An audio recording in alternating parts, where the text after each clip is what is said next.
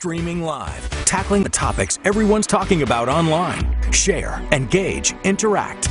This is Newsfeed Now. Good Thursday to you. Trying something different today. Instead of no tie, I'm going no jacket. If you don't like it, follow me on Twitter and tell me about it. You can @ me. I think that's what the kids are saying.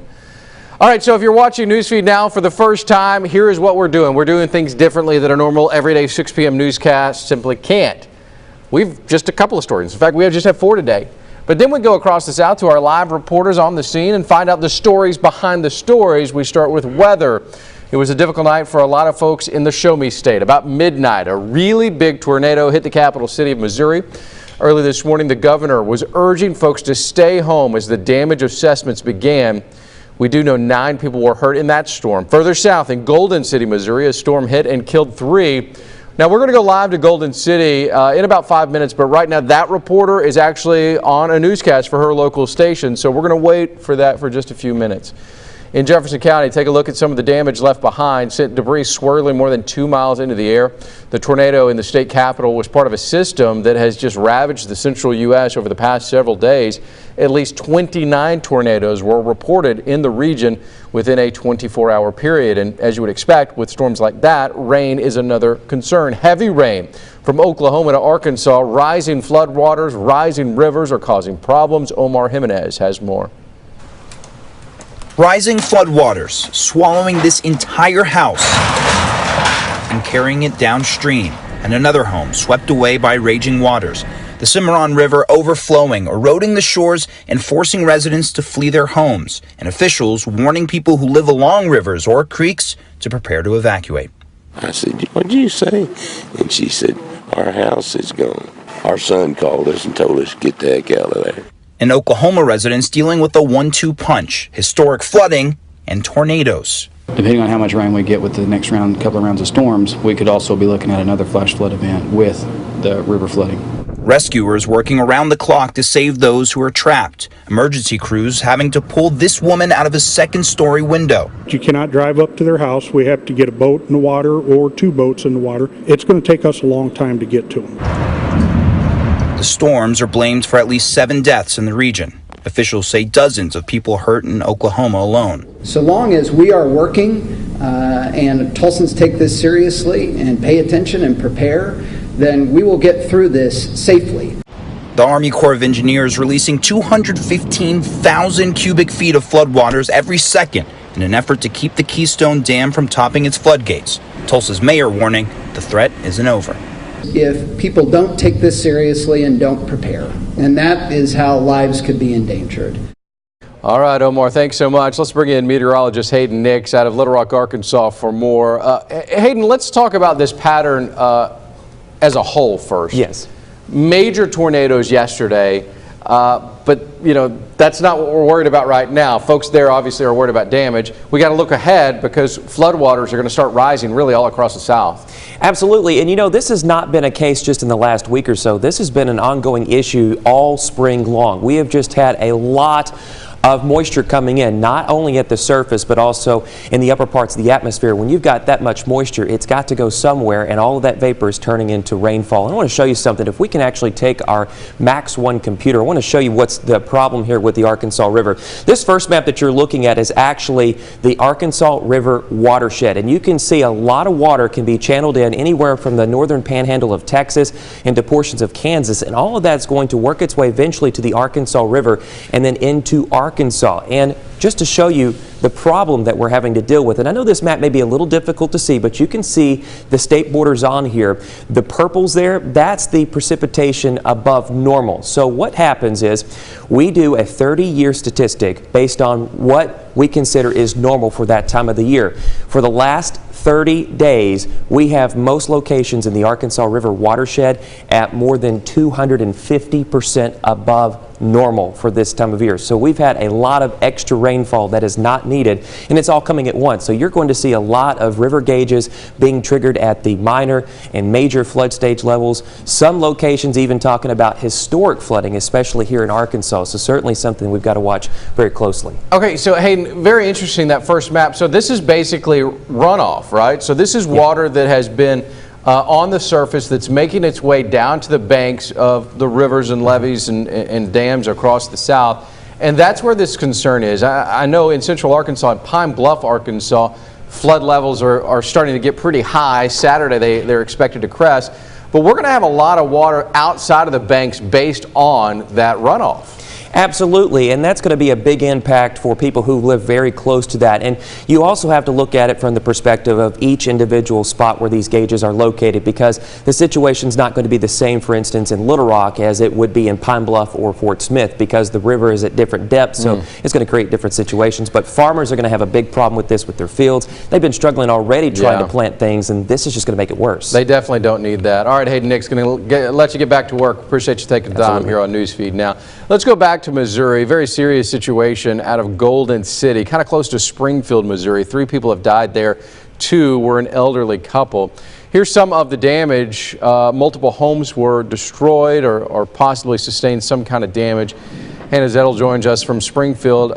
Hannah, first thing I want to talk about is the reason you're in Springfield is because cell service is down in such a bad spot there in Golden City. Right, yeah. Entering Golden City, we had lost service probably about 20 minutes before we even got there.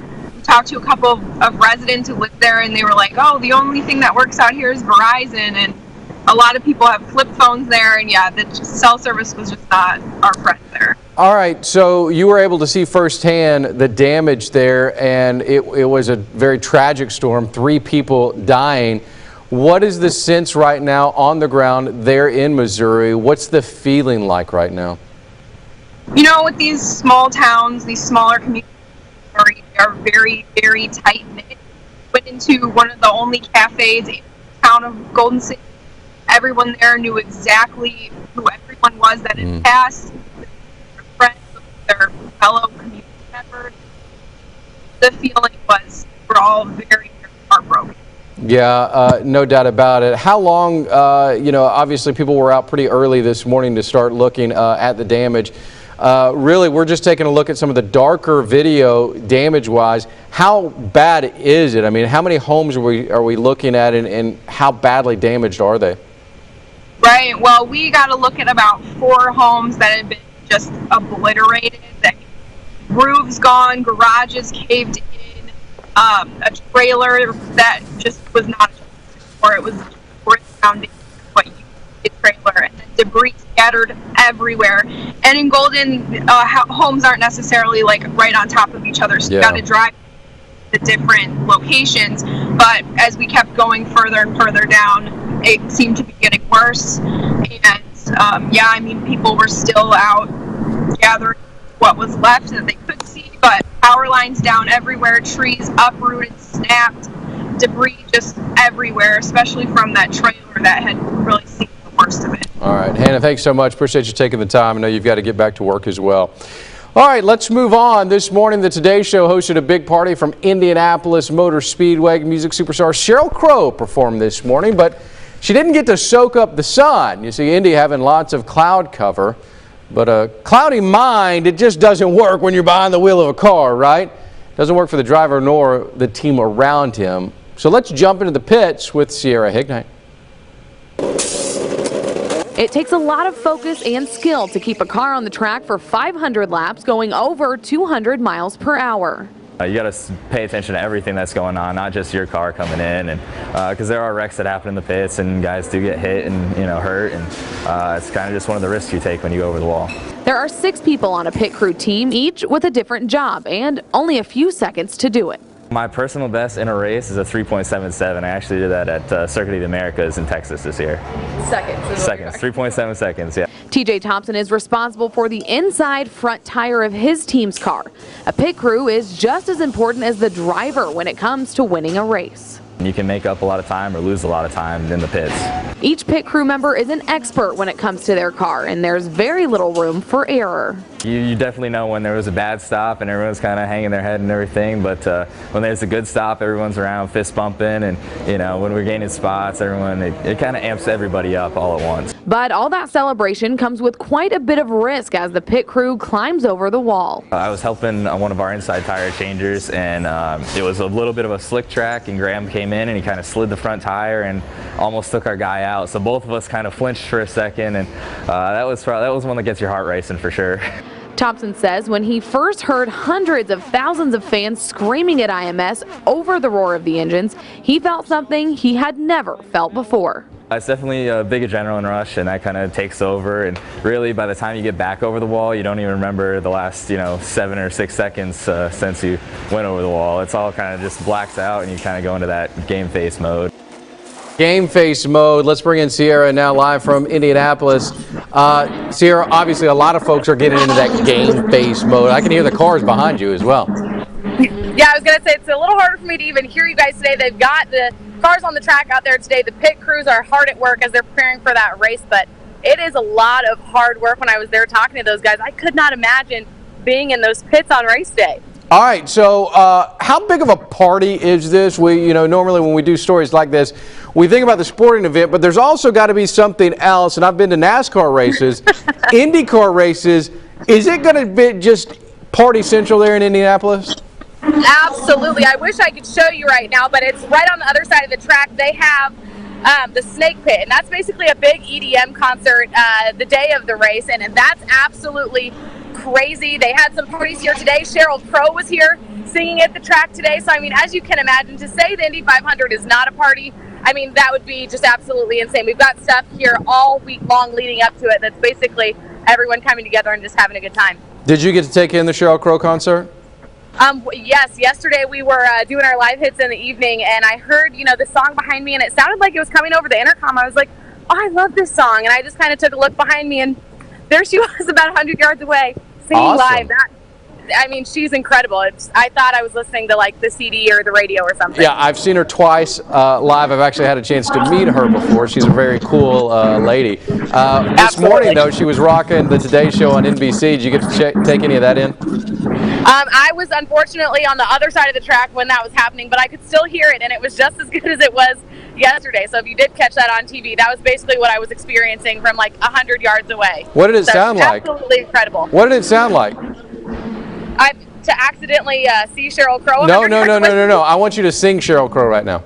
Oh, you see, I'm more of like the journalist.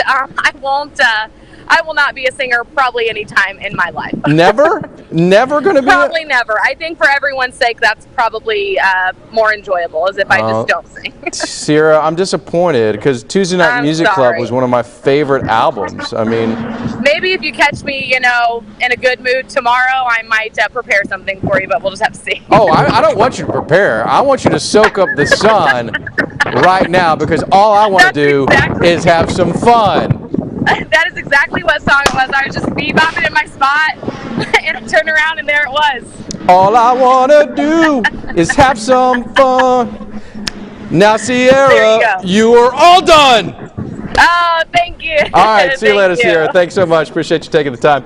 It's that special time of year where students like to put on the caps and gowns for the pomp and circumstance of the big day. But get this, a 17-year-old in Kansas will graduate from high school on Sunday. Then, less than a week later, he'll graduate from Harvard. I didn't make it up. Michelle Ross explains. It's that special time of the year where students like Braxton Morale put on their caps and zip up their gowns for the big day. The question is, am I competent enough to zip it up? The answer, yes. The 17-year-old will graduate from Ulysses High School on Sunday. Then just days later, he will graduate from Harvard. So when I was younger, school got a little bit kind of boring to me, for lack of a better word, and I needed some way to stimulate my education, stimulate growth. At the age of 11, Morale took his first Harvard online class, and he fell in love with law and politics. Of course, into politics, so this is the former governor, Sam Brownback. I'm seeking to go to law school. I don't know where yet, but we'll figure that out hopefully at the end of the month. Morale is the only student to successfully pursue a four-year high school and bachelor's degree from the prestigious university at the same time. He says his family played a major role. Family is, of course supportive, and they've always been there with me throughout the journey, so it's nice that they're here at the end. Michelle joins us live. I got bored with school, so I started taking college classes. What?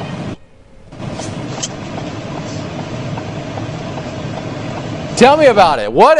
How do you do that? Why do you do that? This guy is he a brainiac?